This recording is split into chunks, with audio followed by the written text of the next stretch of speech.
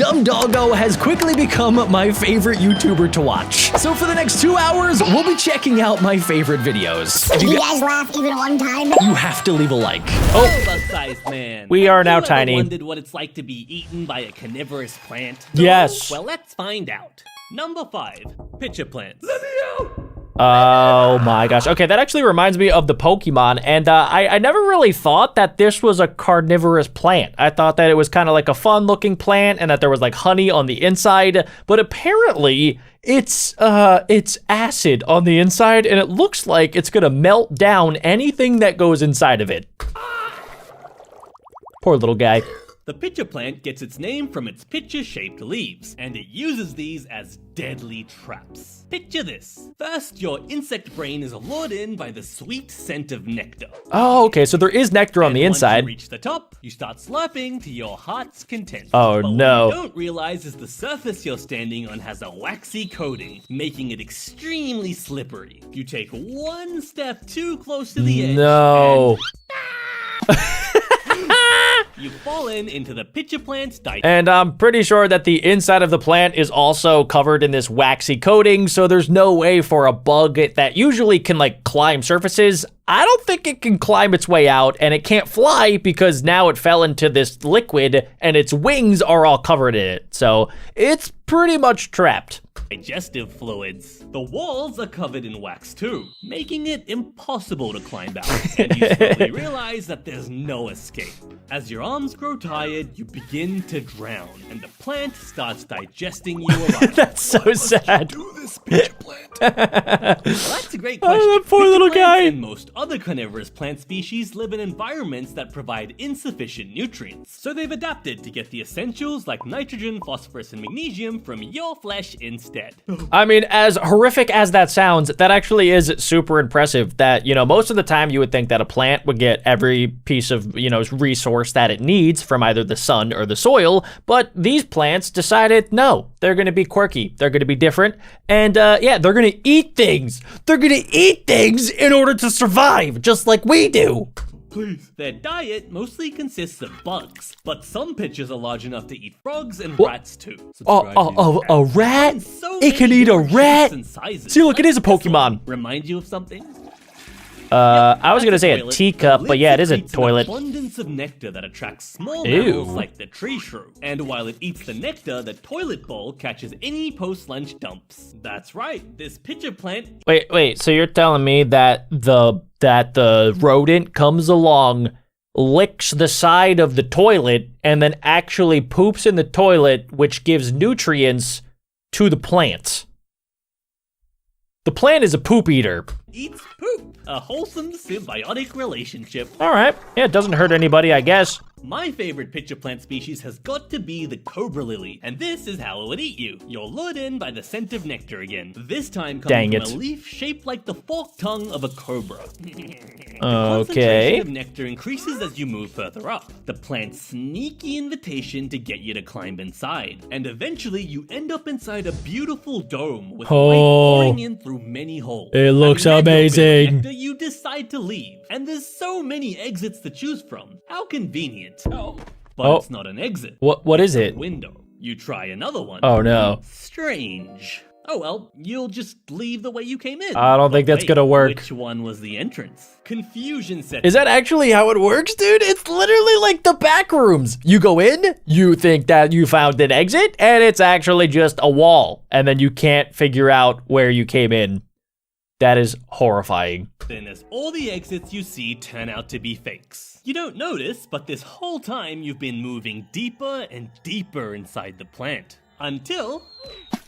Now, Oh, unlike other pitcher plants, the cobra lily doesn't digest you with enzymes. Say what now? Instead, gross midge larvae and bacteria start eating you alive, breaking you down into nutrient soup for the cobra lily to slurp up. are you Now, serious? if you don't want to be eaten by my pet plant, you should boop the like button. It really helps me out a lot. Is that what Petey the piranha plant is? Wait, I kind of thought that Petey the piranha plant was, yeah, like a piranha plant, and not... not what we just saw, which kind of did look like a snake, which is pretty incredible. But yeah, I honestly, too, I only really thought that there was one carnivorous plant, and that is the Venus flytrap. when I was younger, I really wanted one as like a pet because I thought it was so cool how like a plant could eat something like a fly. Like it just doesn't make sense to me. Most plants you think like, oh, it's not gonna do anything that bad. Maybe I'll get like poison ivy, but it's not gonna try to eat me. Meanwhile, the Venus flytrap is like, ooh, I'm gonna try to eat you. Pitcher plants are just the first on this list, and there's 4 more leafy assassins to go.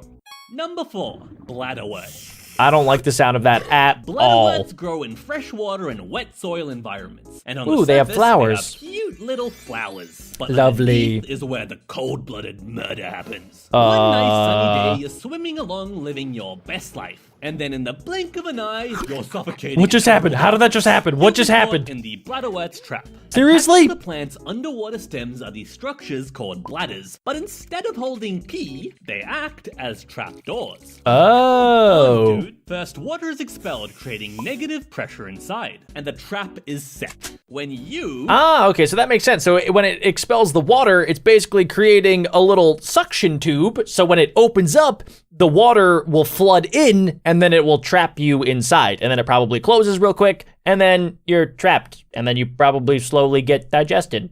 came swimming along, you brushed past one of the bladder's trigger hairs, No. breaking the trapdoor seal. You're dead. This created a vacuum, sucking you in within milliseconds. The bladderwort's diet consists of nematodes, fish fry, and mosquito larvae, but it can eat larger things like tadpoles too. It Oh does my this gosh. by digesting you in stages. First, it dissolves your head into Oh. mush, then your body, That's and not your legs, too until bad. you've been completely Okay. turned into nutrient soup. Lovely. Thanks, Number plants. 3, sticky leaf plant. What the? Yo! Please tell me that's not how it Sponges actually are named happens. after the glistening drops of nectar covering their long, tendril-like leaves. But I mean, it looks beautiful, it looks gorgeous, but it's deadly, dude. I swear, like the most gorgeous things in nature are always the most deadly. I remember when I was younger, I wanted to like pick up the dart frogs, but secretly the dart frogs are poisonous dart frogs. And that's when I learned that the more bright and colorful an animal or a plant is, usually the more deadly it is. despite their beauty, these drops have a deadly function. The nectar is laced with a powerful glue, and as soon as you touch it, it's a wrap. And you're The plant prisoned. senses your struggle, so it starts constricting its tentacles inwards, bringing you into contact with as much stickiness as possible. The secretions coat your whole body, immobilizing your limbs and clogging your breathing holes, causing you to suffocate in a matter of minutes. It literally This whole time, the sundew has been secreting grabs you, twists you up, and then suffocates you like a snake would. That is the most impressive plant I've ever seen. digestive enzymes as well, slowly dissolving you until only a skeleton is left behind. Compared to some of the other plants though, being hugged to death actually sounds like a nice way to go. Another sticky leaf species is the butterwort, named after the buttery texture of its leaves. Works in pretty much the same way as the sundew, except its leaves are broad and flat, so there's more surface area for killing and eating. Oh my But not gosh. all carnivorous sticky leaf plants do the digesting. I wonder if like people found these in nature and realized that this would make for like a great bug trap, because I mean there's a bunch of different bug traps. There's like the zapper trap, but a lot of the bug traps are like thin slices of paper that are super sticky. So as soon as a bug lands, it gets trapped there and then it can't leave, so it eventually just dies. I wonder if people found these plants, saw a bunch of dead bugs, and they were like, huh, well, let's just do that. Rhododendron macrocephalum has The a what? mutualistic relationship with the mirrored bug. The plant does the trapping, and the mirrored bug stabs you with its face. And then it sucks out your nutrient soup, turning it Oh. into nutrient poop for Okay. the to absorb. But Cool. something isn't adding up here. How does a plant that's highly adapted to catching bugs not catch this bug? It That's turns what I out was that thinking. The mirrored bug has an extremely thick coating of grease, completely protecting it from the sticky clutches of the plant. So it's literally just a Number 2, greased up bug. Corkcrew plants. Okay. Free cookies. Nope. Nice try. So one day you're rolling around in the dirt. Of when you course. stumble Just another upon Tuesday a for me. tunnel.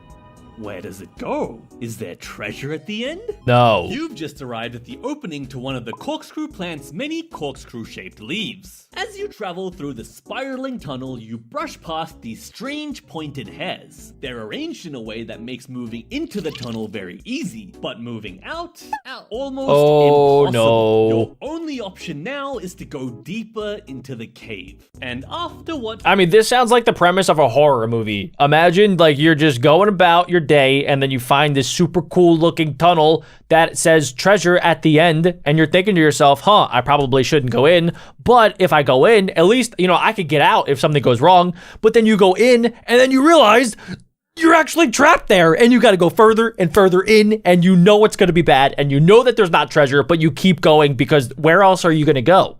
Feels like ages, you finally reach a nice chamber filled with digestive fluids. And a slow, painful... Oh, you literally the jump in Corkcrew yourself. Plant's diet consists of protozoans, mites, and annelids. And because of the sheer number of them hanging around in the dirt, the plant doesn't need to attract them. It just sits there and watches as the critters walk themselves into its stomach. It's like whales in the ocean. All they have to do is just open their mouth, and then, you know, they're so big, they're bound to catch something. Look. Number 1, snap traps. Yes, these are the ones that I like. I bet you've all been waiting for this one. When Yes. you think of a carnivorous plant, the first thing that springs to your mind is the Venus flytrap. But contrary to their name, these plants don't actually eat that many flies. Their diet consists of roughly 1/3 ants, 1/3 spiders, and 1/3 miscellaneous critters. Snails? Only 5% are flying insects. So how did it get its Adaptations name? make the Venus flytrap an effective killer. First, the leaves' bright red color and sweet nectar smell tricks you into thinking you spotted a delicious Why does it look like a fruit. big butt? Second are these tiny sensory hairs all over its leaves. Nothing happens if you only touch a hair once, but if you touch it twice, Dead. as each trap can only operate 7-ish times before dying, this What? adaptation prevents wasting a snap on something like a raindrop or a fallen leaf. Third, Okay. each trap has these long lashes, which look like menacing teeth. Venus flytraps are quite picky with their food, as starting the digestive process takes a lot of energy, so smaller, unworthy prey can escape through the gaps in the lashes. I'm free. But bigger prey like you are trapped inside. Fourth, Oh, to make great. doubly sure that it's caught a big juicy meal, the plant waits until the sensory hairs are repeatedly triggered while closed, before it finally gets ready for dinner time. The trap clamps down even tighter, What? interlocking its lashes and forming an airtight seal. You I mean, that's scary, but it's also kind of awesome that a plant can do that. That's something that you think of like a lion doing, or like a bear, like shutting its mouth and then holding its prey there. You never think that a plant could do that. slowly die of suffocation, and the plant secretes digestive enzymes, dissolving you over the course of a few days. When it finally opens up, all that's left of you is a skeleton. Hello there, bug-sized man. Have Hi. you ever wondered what it's like to fight the deadliest beetles in the world? Not like that. Well, let's find out. Challenger 1. Rhinoceros beetles. Oh my goodness. Beetle is the longest beetle in the world, growing up to 7 inches thanks to their massive horns. Oh, They okay. intimidate their rivals and predators by making a hissing noise. But there's no way that's working on you, right? It might. I get scared pretty easily. Hercules beetle is actually quite slow on land, as its giant horn makes it difficult to move around. Okay, guys, I would like to think, and I want you guys to also comment down below what you think about your own strength and capabilities when it comes to fighting these beetles, but I personally think that I could probably beat a rhinoceros beetle. I like to think of it like it's a giant, like a giant lard that can't really move around that fast, because it's a giant bug, and it's going to be kind of confused, A, about why it's so big, and B, it's gonna be super slow with its movements because it's so big and it's gonna be super stiff. So what I'm thinking I could do is probably run around it, since I'll be fast and tiny and agile, and then I can jump up onto its back and then stab it with my sword in order to win. But yeah, comment down below what you guys would do. But not to mention he can fly. Oh A bit gosh. clumsily, though. Okay, that's good. That's good. Now you would think that a magnificent horn like this would do a great job at the old stabby. But his horn is actually made of two parts, the cephalic horn and the thoracic horn. They're lined with hair and spines, and when he moves his head up, it creates a secure pinch grip. Oh, Actually, God. to grab you, hoist you into the air, and suplex you into submission. It's a professional sumo Beetle then wrestler. approaches, ready for a snack after all that hard work.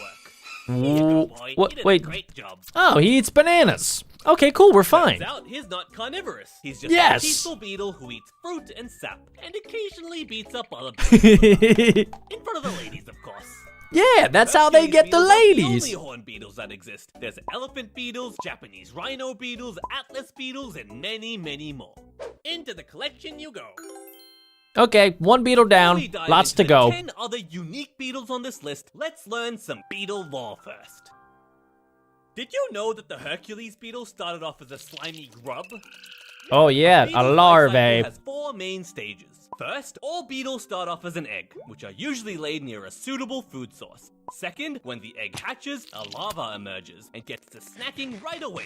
And not all of them neat. behave the same. The Hercules beetle larva feeds on rotting wood and leaves, but some other larvae are vicious carnivorous predators. Excuse me? We'll get to Yo! them later. The main goal of the larva is to get as fat as possible, to store enough nutrients and energy for the third stage in the cycle, the pupa stage.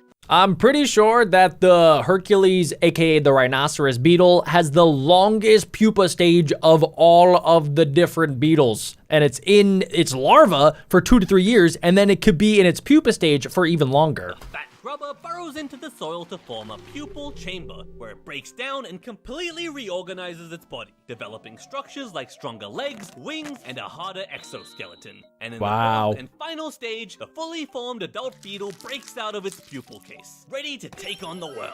Pokemon evolution at its Amazing. finest. Dame un plátano, pero Excuse me? What? Challenger 2.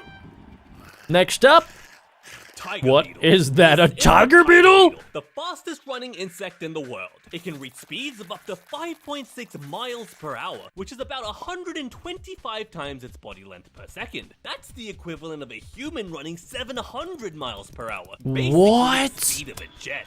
how is that even It's possible? also one of the most aggressive beetles, equipped with curved serrated blades for mandibles that are quite large relative to their head. So I am kind of curious, what makes a beetle, because the rhinoceros beetle and this tiger beetle look way, way different than each other. So I did look it up, and apparently a beetle just has to have hardened front wings, chewing mouth parts, which I feel like every single animal and bug has. It needs a straight line down its back, a complete metamorphosis, which we just learned about, where it goes from the baby egg into the larva to the pupal, and then it hatches into a glorious beetle. And it also needs segmented bodies with at least 6 legs, and probably only 6 legs. So it needs to have the head, the thorax, the abdomen, and then 6 legs, and they usually have 2 antennae that'll pop out of the beetle's face. Size. But why all this fancy weaponry, you may ask? Well, it's to dismember you limb from limb, of course. Unlike the Hercules beetle, this guy's carnivorous. Oh, I think he saw you. I'm dead. I think I lose to this beetle. Oh, is that a Breath of the Wild sound effect? Unfortunately, it looks like you might have a chance of survival. Wait, Turns why? out What the happened? Tiger beetle moves too fast for its own brain. There's What? not enough time to process visual inputs. Are you so they kidding me? temporarily go blind mid-sprint. Oh, he's back now. Imagine you did that as a human. Imagine after you went on like a full-out sprint, you just had to stay there to buffer. That actually is kind of how I operate. Whenever I fully sprint, I do need a couple seconds to catch my breath and buffer. So I kind of understand this beetle. Oh, we lost him again. Apart from their visual processing speed, they're terrible with sharp turns. Oh. Like you've gotten away. Wait, I might be able to actually... Oh, Say hello Oh, to God. the tiger beetle larva, and they're just What? as violent as the adults. Their tactic is to burrow into the ground and wait patiently, and when prey like you stumbles along, they lurch out with lightning speed and grab you with their powerful pincers. okay, this is insane how the larva version of this beetle is way different than the actual full-sized adult version. I wonder if this is actually where Pokemon evolutions came from, because it's weirdly similar. Pulling you inside. The lava has a hump with curved hooks that allows it to anchor itself in Ew. the tunnel. So there's I do no not way for like you that. To struggle out once it's latched That is on. so And creepy. all the while it's using its mandibles to dismember you and eat you. Oh my gosh, that's terrible. I like it. Challenge I think three. it's kind of cool. What is that? Was that flames? Toxic beetles. Toxic Next up, we beetle. have the second coolest beetle on this list, the Bombardier beetle. And inside its juicy booty is a toxic chemical weapons factory. Oh no, There are of course two it is. reservoirs inside the beetle's abdomen, one filled with hydroquinone and the other Ew. with hydrogen peroxide. When That threatened, sounds the disgusting. beetle squeezes these reservoirs, mixing the chemicals together in a chamber with a bunch of enzymes. The result is a violent exothermic reaction that Okay, beetles are maybe my new favorite bug of all time. The fact that it has a laboratory inside of its butt is incredibly cool. heats up to the boiling point of water and builds up a lot of pressure too.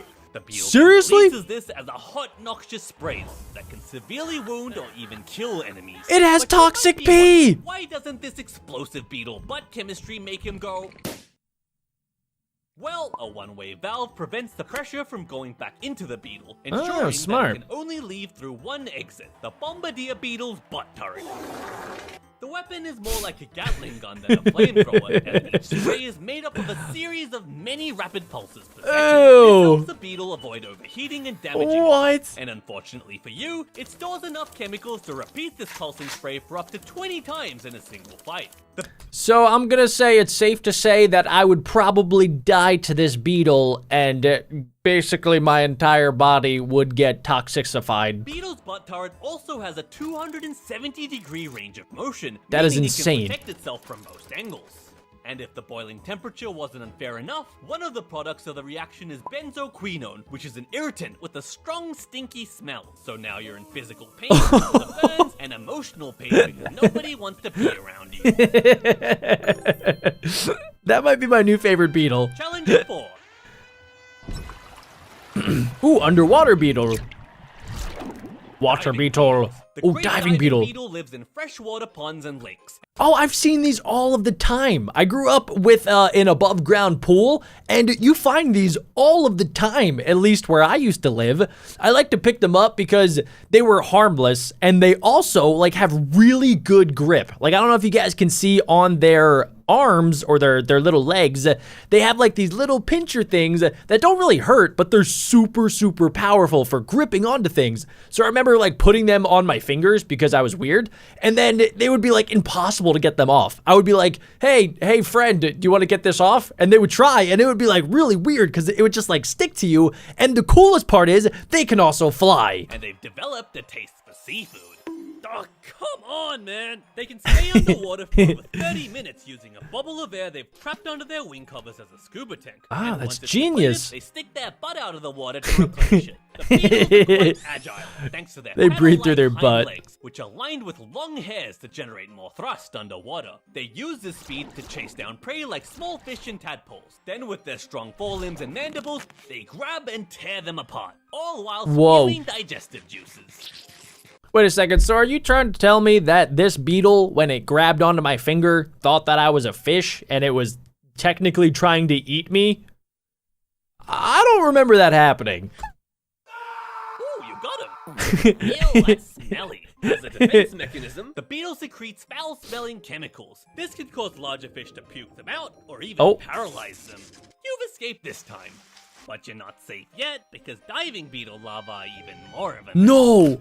Why are they These so extremely crazy? aggressive hunters, capable of overpowering prey much larger than them, even other adult diving beetles. Once they've pierced their prey, digestive juices are injected through a tube in the mandible, and the liquefied nutrient soup is slept up. This vicious behavior grants them the very cool nickname of water tiger. So guys, I do have a question for maybe some of you bug experts in the comments section. Can you comment on why sometimes the beetle larvae are bigger than the actual full adult beetle? Is it because they need like more energy, and in order to go from the larvae to the pupal to the adult stage, they need like a bunch of stored up calories in order to go through the metamorphosis? Is that why? Because it's kind of crazy to me that they wouldn't just stay in the larva stage, because it looks like they're bigger, they're more powerful, they're better at hunting than when they're in their full adult beetle stage. Challenge of 5. Indestructible beetles. What are those? Diabolical Ironclad beetle. Oh my That's gosh. correct. Ironclad because it's covered in almost indestructible armor, and diabolical because the guy who named it must have stubbed his toe on one.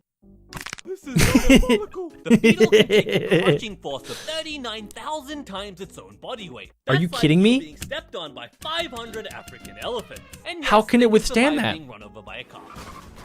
The diabolical ironclad beetle has sacrificed flight, and instead, its wing covers are permanently fused together to form an impenetrable exoskeleton.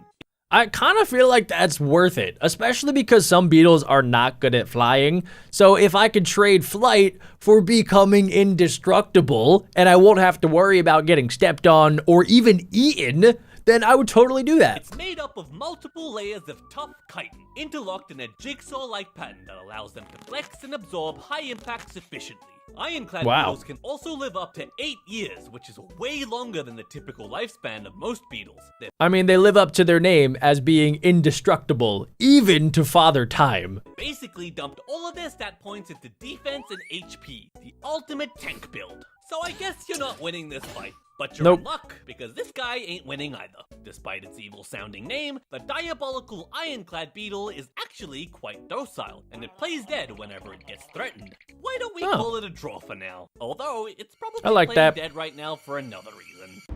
Yeah, I think that I would probably also draw against that beetle, even right now. Like, if I tried to fight that beetle, and I am full size, and that beetle is like the size of my thumb, I can't produce more power than a car running over this thing. So even now, in my normal size, it would still be a draw, which is kind of embarrassing for me. Also, what's going on with that duck? If you're That was enjoying weird. the video so far, it would help me a lot if you could hit the like button. Thank you. Goodbye. I did. Don't worry. I got you, dumb doggo. Challenge 6. Dung beetles. Dog beetle! Stinky little bugs covered in poop Yes, all day. I And do. you're right, but don't underestimate them, because they're actually one of the strongest creatures relative to their size. I heard a fact about dung beetles that I will never forget, and it is that they can roll dung balls 50 times their weight. They can roll a giant ball of turd 50 times their body weight. How crazy is that? It's being able to pull 1,141 times their own body weight. That's like you being able to pull a fully loaded Boeing 737 by yourself. Yeah, bugs are built different, especially Dung beetles. have a super sensitive sense of smell, which is great for finding new piles of poop. Their whole world revolves around it. They eat poop, live in poop, and raise their stinky little lava babies in poop. Different species show different behaviors. Rollers roll the dung ball to a safe spot, bury it. Tunnelers burrow into the dung piles and live in the tunnels underneath, and dwellers literally just live in the dung pile. Isn't it incredibly cool how on this entire planet there's so many different types of animals and creatures and bugs and there's mushrooms and different things and bacterias, and we all live together harmoniously, except when people are doing bad stuff to the environment. But other than that, all of the animals live together in harmony, and then you got this thing. You got a beetle that eats, lives, and breathes poop. Like, how amazing is that? Once a roller has captured a ball, they can't be stopped. Literally, the beetle rolls its ball in a straight line no matter the obstacles. Wait a If it gets second. knocked off course, it gets up on its little poop perch and uses the sun, the moon, or light from the Milky Way galaxy to reorient itself. Okay, that is incredibly cool. It is an astronomer.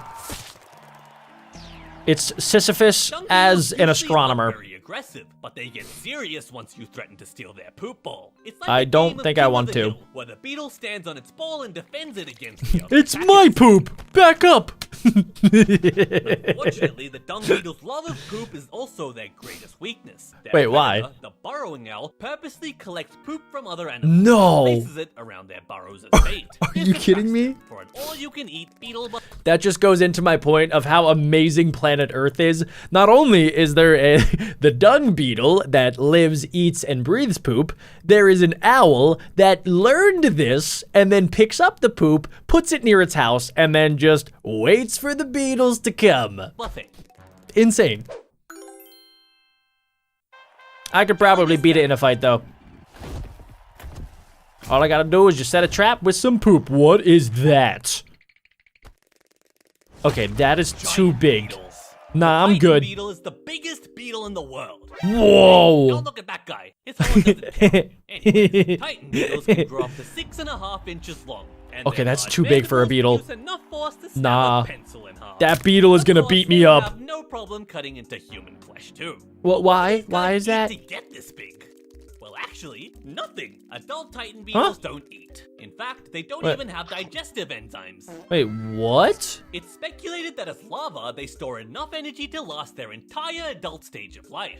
Okay, so that does lead into my theory that I'm thinking now might be fact, that the larva stage is meant for getting as much food and probably mass as possible, and then when it turns into an adult, it doesn't really have to worry about that as much. And I say speculate because Titan beetle larvae have never been found in the wild. And What? none have been bred in captivity either. Wait, we don't how not? even know what they look like. Adult Titan beetles only live I don't for wanna a few know. weeks before they burn through all their energy supplies. So to beat these guys in a fight, all you have to do is evade them until they Oh. eventually flop over and die. Okay, maybe I could do that then.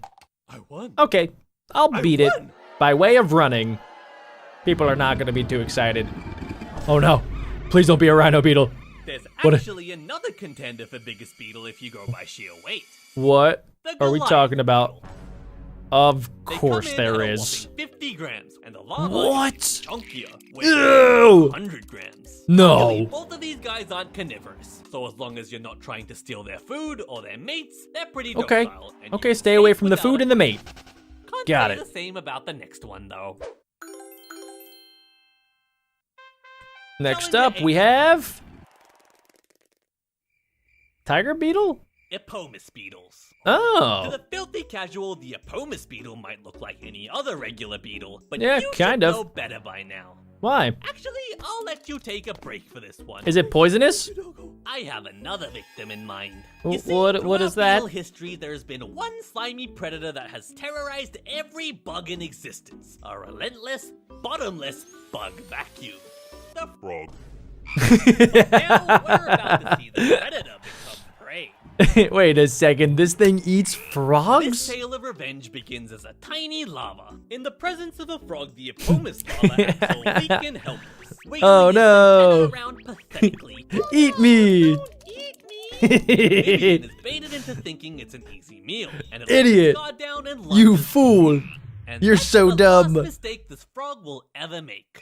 The larva dodges and immediately What? counterattacks by sinking its creepy double-hooked mandibles deep into the frog's slimy flesh. That's actually incredible because I'm sure you guys have seen slow-mo videos of frogs like spewing their tongue at bugs to try to capture them, and it goes fast. Like if you blink, you're gonna miss it. So the fact that this thing has the reflexes and the agility to be able to dodge that, this thing must be insanely fast. And for those reasons, I don't think I'm gonna beat it in a fight. There's no chance for the frog to struggle free as the larva Whoa. slowly slurps up its body fluids, Wha- eating Ew. it completely. Even What? if the frog managed to swallow the larva, it's been known to It's- latch on from the inside. So it's a usually juice causing it box. to be violently regurgitated. And Wow. ready to attack the frog again. Oh my Once the goodness. larva transforms into an adult, it doesn't even bother with the bait and switch playstyle anymore. Instead, it relentlessly hunts the frog down and latches onto its back. And Okay, then, that is using its wild. mandibles like scissors, it cuts through the muscles and tendons of the hind legs, What? enabling the No! frog's ability to jump and escape. Then What? it can take its sweet leisurely time to eat the frog alive. In my opinion, this is the coolest beetle on the list. But get back in there. I mean, It's yeah, not that's the deadly beetles, deadliest it's not. beetle on the list. If a beetle can beat a frog, that beetle is the best. Who dat? Beetles. Stag Oh. beetles are most notable for their giant pinchy mandibles. They look so come in cool. all different shapes and sizes. The largest of them is the giraffe stag beetle, with long serrated mandibles that are quite scary.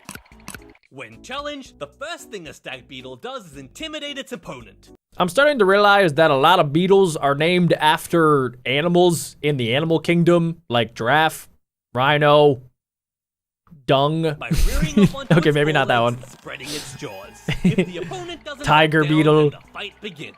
I think you can probably guess what's gonna happen next, though. Watch out, watch out, watch out! Just like Hercules beetles, stag beetles aren't carnivorous, so it just leaves you alone after it's broken your back. But it must be quite thanks. hard to get the food when you're blocked by these things all the time. Another stag beetle species known as Darwin's beetle is famous for their treetop battles during mating season. While fighting for a mate, they use their mandibles to hook under their opponent's wing covers for leverage. and keep Okay. them off the tree. Beetle battles are so much fun. In reality, though, the stag beetle's jaws look a lot worse than they actually are. They can only pinch and not bite, Oh, so they're not that's actually good. that painful. So a lot of beetles, from what we're learning, their big mandibles are mainly just for grabbing, picking up, and then throwing other beetles or whatever it is that they're up against off of some high area. Challenger 10. Imposter beetles. Wait, This ladybugs? beetle looks kinda cute Nope. with its fluffy antenna and chunky build, but don't Ladybugs are beetles, by the way. I don't know if you guys knew that. I mean, they're bugs, but they're actually tiny baby beetles. be fooled. They're the most devious critters on this list. It all starts when the antness beetle comes across a worker ant. Oh, come on. The beetle secretes pheromones, which the ants go crazy for. And at the same time, they also use an acoustic mechanism to imitate the sounds of a queen ant. Whoa. It smells like an ant, it sounds like an ant, but it sure doesn't look like an ant. Must be an ant. Beetle What? waltzes right into the ant nest, where it's treated like royalty. Are you Gets kidding a me? free spa day as it receives plenty of grooming from the worker ant. Okay, if I had to become any beetle, which I know is not the point of today's video, but if I had to, it would be this one. It would either be this one or probably the dung beetle. It gets free babysitters as the ants feed and care for all the eggs the beetle lays. No way. It also gets plenty of free meals, as the beetle repays all the ants' kindness by eating them instead. I mean, yeah, that's what they get for being so Man, dumb. Somebody keeps eating all our eggs. Who do you think it is? I don't know. I guess there is one thing the ants get out of this deal, though. If a predator or ants from another colony try to invade, the beetle whips out its explosive butt spray to defend the nest. That's pretty Similar to good. the Bombardier beetle. Wouldn't the ants, I mean, I know that ants are not very smart when it comes to maybe noticing things like that, but if I was an ant and I saw my queen ant start shooting people with explosive turds, I might start asking some questions. Challenger 11. What do we got next? Blister beetles. Our Blister final beetle. challenger. Why don't you Hello. give them a pat? I'm good, actually. Bite. Oh, okay then. I feel like he will bite. Did I just get a Like you're gonna rash? Take Nature 101. If it's got bright spots, don't touch it. Blister Yeah. beetles produce a toxic chemical in their bug blood called cantharidin, which causes Ew. painful welts and blisters to form all over your skin upon contact. ooze Many chemicals. species are aposematic, meaning they have bright colors on them to deter predators. Nice of them to warn you, but not all of them though. What's up with that Blisters one? form after an hour or so, and in most cases heal in about a week. But if you decide to crush the beetles up into a powder and eat them that way instead, you'd feel severe stomach pain and nausea, followed by Another fun fact about these beetles is that the toxic thing that they produce is actually used in some medicines, which is kind of cool. blisters in your mouth and throat. Depending on how many you ate, in a few hours you might have kidney damage and you could even die from organ failure. How did From people one find this beetle? out? Well, it's said that the ancient Romans and Greeks thought it was an aphrodisiac because Oh, apparently being no. on the brink of organ failure felt like arousal to them. Oh, Modern world, however, blister What? beetles are huge pests. They eat the leaves off of crops like potatoes and tomatoes, and even worse, they can get into the food source of livestock, like hay for horses. Who do you think would win? One horse or a couple of stinky beetles? Well, Beetles. ingesting just 4 grams of blister beetles can actually be fatal for the horse. I guess technically there was no winner in that. that must be so scary because I swear these beetles are probably everywhere and they eat the hay of the horses that the horses are supposed to be eating. So you probably have hay bales filled with these beetles that are toxic. Apart from the chemical defenses, blister beetles don't have much going for them. They've got small mandibles that aren't very good at fighting, and their exoskeleton is pretty weak. Maybe this is a fight you can actually win. Really? I mean, I don't know. I feel like I could probably win, Maybe not. but I might die trying. Now you can become a real cyborg right now. Yes. Step 1, have a body made of flesh and blood. Say what Step now? 2, put the body through Terrible accident. Wait, I don't know if I want to sign up for this actually. 3, get smart engineers to experiment on you for research. I'm starting purposes. to rethink this But idea. you're still stuck on step 2 right now. So how about we take a look at some real-life examples of cybernetic upgrades you can get? Yeah, looks awesome. Great! We've got sense augmentation, Okay. telepathic communication, Pretty cool. and finally, bionic limb Yo. modification. Let's start at Okay, the top. I'll take that. Bionic eyes. That's a real thing. In 1978, engineer William Dobell tried to create artificial vision. Smart man, big He brain. found that when you electrically stimulate the splotch cortex, a splotch of light called a phosphine is perceived. Okay, guys, I just need to back up for 2 seconds here. I just, like, scientists like this kind of scare me a little bit because how did he figure this out? He obviously had to do a lot of experimentation on actual human brains, which is kind of how we have all science today and biology. So, I mean, I get that you have to do it, but at the same time, you know, this guy's kind of crazy for figuring that out. He then stabbed a bunch of little electrodes in and mapped video camera footage to them, creating a dot matrix of phosphines. So now someone wearing the device could see the outline of shapes. Okay, big One brain. of his blind patients even regained enough vision to drive a car. Wait, really? I can finally see now. His work was showing signs of truly helping people. And then he So I wonder if that's what they actually see. Like, they can't really see colors or they can't really see too many shapes, but they can see little dots in the form of shapes, which I guess is kind of what you would need to just make out objects in the world. So, I mean, if it's either you're blind or you get this, I would rather have this. He died. And everyone realized he that died? he barely documented anything. All that research straight down the toilet. Seriously, But since bro? then, there have been many advances in bionic eye technology. Devices like the Argus 2 now allow you to read large text. Interesting. There you go. You Imagine got if it. You could record and replay memories, or you could even stream other people's camera feeds and relive them for yourself. Wait, did he just say that you could relive memories? That's an actual thing? I have never heard of that before. Comment down below if you have, but that seems like something out of, I don't know, like some sort of futuristic movie. Maybe you could even zoom in. and Wait. enhance. Oh, no, One day, no. I could even Cursed. hack into your eyes and play Doggo videos directly into your brain. Well, anyways, congratulations on your new bionic eyes. But did you know people nowadays are experimenting with non-human senses as well? Huh? Like what? Magnetic sense. This one's a weird modification, but you need all the help you can get, my friend. So you get a professional to cut But, yeah, your finger open and stick a itty bitty magnet inside. Okay, guys, this is where they start to lose me because I know that there are the cyborg superpower augmentations that you could technically add, but it, you know, you gotta kind of like cut open parts of your body, and that's where I might have to draw the line. I don't know if I'm willing to commit to that because that sounds a little scary. And also for some of these things, you can't really reverse it, I don't think. Like once it's there, it would be weird to go back to the way that you used to be because you'll kind of get used to having this upgrade. Now it wiggles whenever you're near a magnetic field. Seems a bit gimmicky, Is that but it useful? could be useful for an electrician. You could Oh, okay, sense yeah. the shape and intensity of magnetic fields, and even distinguish between AC and DC voltages. So this would be good for somebody that's like working around electricity and different magnetic fields all day, but you can't turn into Magneto. I wouldn't be able to actually control magnets with my big brain. So I don't think I would want this upgrade. But there would be so many disadvantages. Like, how would you get an MRI done? Have you seen how strong their magnets are? True. So we need to, scan you for cancer. No. Sir? Nope. Sorry. Or even worse, it just rips out of your skin. You couldn't get past airport security either.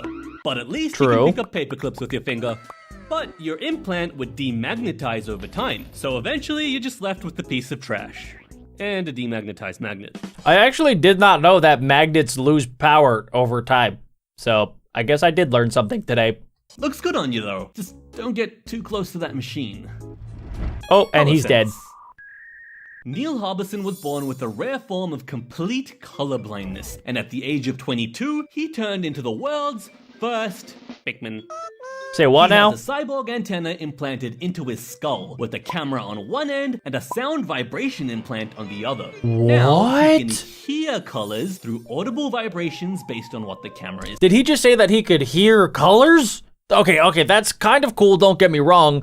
But at the same time, I feel like that's completely different than like how most people see color. Obviously, we could see that red is red, orange is orange, yellow is yellow. But for somebody that's colorblind, it kind of just all looks very gray and there's no actual like sensation of color. But at the same time, that's not the worst thing in the world. But this person decided that they would hack into their brain and they could understand color through vibrations. Which is kind of strange. It kind of reminds me of like Toph from Avatar The Last Airbender, who can feel the vibrations in the ground, but instead of feeling people, she could just feel the colors. I guess that's a superpower? That's a really weird X-Men superpower. Like imagine you were at X-Men University and somebody was like, I can hear the colors. I feel like they would just lock you up in prison. Is seeing. The cool part is that he can see infrared and ultraviolet light too. That is kind of Today's neat. a sunscreen kind of day. But turns out having your brain constantly vibrating isn't fun. Make it stop, please. But the human brain is plastic. Not literally made of plastic, but able to adapt and learn. So even though there was this new sense forcing its way in, Neil's brain eventually accepted it. And then Just it like worked? how our brains aren't overwhelmed by our eyes constantly seeing and our ears constantly hearing. That is true. I'm sure you guys already heard this fun fact that your eyes actually filter out your nose. Because if you really focus, you could see your nose. And technically your eyes can see your nose pretty much 24/7, but your brain blocks it out because it's not useful. I'll give you this antenna. Doesn't really do anything, but it's cute. Thanks, Cyborg Doggo. Sense Speed Round. North Sense is a little chest implant that jiggles every time you face north. Centero is a proximity sensor that jiggles when you're next to another Centero user. Seismic What? Sense is an implant that jiggles when the Earth jiggles. These cyborgs sure do a lot of jiggling, don't they?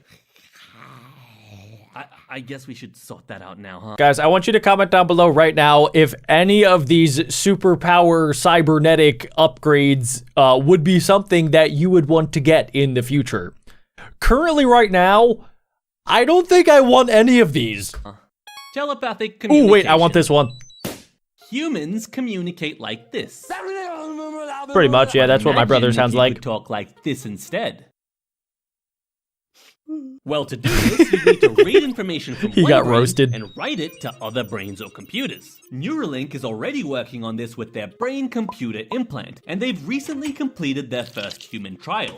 The patient was paralyzed from the shoulders down after an accident, and You see, that's where a lot of these cyborg upgrades make a lot of sense to me. For somebody that maybe has lost their senses or somebody that was born without one of their senses, like somebody that was born blind or deaf or that can't use, some or all of their limbs, having some sort of cyborg upgrade that can reconnect to parts of your brain or your body that aren't working like they should be, that part's cool. That is epic to give basically somebody that doesn't have what me and you have, or at least I'm assuming that you have access to these senses. If somebody that doesn't have it could then get access to them, that would basically be like a superpower for them because their entire life would be changed. Whereas the stuff that we usually do on a day-to-day basis is kind of just normal to us. When in reality, if you take it away, it turns into a superpower, which is kind of neat. now he can use his mind to play RuneScape. The Epic. chip has a bunch of electrode threads which can read different signals from your brain. Their software then maps these signals to cursor movements on a screen. And you could use this technology to map a brain to any computer interface, like a Jaeger. With this implant, you can now control this Roomba. Here you go, buddy. Awesome. Vacuum time. Yes. Right now, brain-to-brain communication is pretty difficult, because seizures. But a simpler option would be to read a message Kind of curious, how did they learn that? Did somebody get a seizure? from one brain and use a computer to transmit it to an ear implant. You could basically have your own private radio channels in your head. Reading information from brains could be a bit scary, though. I don't want people to know my intrusive thoughts. Neil the Pikmin... I know this isn't exactly what we're talking about here, but it would be so cool if there was some sort of like Neuralink brain device that you could wear, you know, pretty much 24/7, but ideally you could wear it only at night when you're dreaming, and then it would be able to like show you a movie of what you dreamed about, and that would actually be kind of scary because sometimes I have nightmares, but that would be kind of cool. And I think I would use that. But also too, I don't think I would show anybody what I dreamed of, but it would be cool to see. His jiggly cyborg buddy achieved a different form of cyborg communication with Bluetooth. And I mean a literal Bluetooth. When they were in close range, they could communicate in Morse code by tapping their teeth. What happens when they're eating, though? Imagine you go up to somebody and like literally there's just two people and they're just like this. Not saying any words whatsoever. They're just... I don't know if that's a superpower. That's kind of weird. How could you say that? Anyways, that's communication sorted. Wait, where'd he go? Oh, he's trying to vacuum. I guess it's time to get you some real legs now. Bionic limbs. At the age of 17, rock climber Hugh Herr had both his legs amputated due to frostbite. Doctors told him he would never climb again, but instead of giving up, he turned his clunky prosthetic legs into ones that could outperform real human limbs. Spiked feet for climbing vertical ice walls. Okay, that's just awesome. For reaching far footholds, and narrow-tipped feet that could slip into cracks way too thin for regular feet. His legs also didn't get tired while climbing anymore, because he didn't have any. Now, he finds himself as the director of biomechatronics at MIT. Okay, that is like the coolest origin story I have ever heard of. This guy literally lost both of his legs, and instead of being like, you know, I guess I'll just use the normal prosthetic legs, he decided that he was gonna turn into Iron Man, pretty much. He turned into Tony Stark and then started developing even better legs. This guy is the best. He is literally the best person ever. Where he designed special brain-controlled bionic legs. Now that's cool. Constantly adjust the stiffness of his joints to mimic how humans naturally walk. Like, look at how smoothly he moves. He hopes to end disability in humans one day, but there's a few major problems to solve first. One is that it's really hard to interface with human skin. It's hairy, oily, sweaty, and it chafes and cuts easily. That is true. I have watched a few videos about like bionic limbs, and supposedly it is very difficult to get your body to accept the new robot piece that you want to be accepted by the body. So for example, like prosthetic arms or prosthetic legs or prosthetic anything really, even like fingers, it's like practically impossible to link everything together with your actual like muscles and tendons and like the little microscopic connections that happen. It's so difficult to get your body to accept a robot since most of your body like doesn't want anything that's foreign in your body, which, sounds weird, but that's just how it is. Your body's like, ooh, that's not supposed to be there. And then it'll try its best to get rid of it. So it's going to be interesting in the future to see how people counteract that so that our bodies accept like pretty much robots into our internal system. You can't just duct tape a prosthetic on and call it a day. Hugh's research is developing synthetic skin to tackle this problem. It can change its shape and stiffness under electrostatic forces. Kinda like how the glider cape from the Dark Knight turns from floppy to stiff when you run a current through it. So the synthetic skin is soft and stretchy on your squishy parts and stiffer where there's solid bone surface underneath. Sounds pretty comfy. But a gross problem that's often overlooked is sweat. Since prosthetics basically surround amputated limbs like a shoe, sweat doesn't evaporate. So some sports prosthetics include drain holes. Say what? Interfacing option I never thought about that. Integration, which involves implanting titanium directly into the bone, and then you can swap out whatever attachment you want. But the biggest problem is that bionic limbs don't really feel like they're a part of you. Humans have a sense called proprioception, which is basically your body's spatial awareness. For example, if you close your eyes, you're still able to touch the tip of your nose with your finger. The same can't be said for bionic limbs just yet. But research is currently being done to solve this, and soon you could pick any bionic limb you want, and it would feel like a part of you. Okay, guys, comment down below what bionic limb or what bionic attachment would you want to have?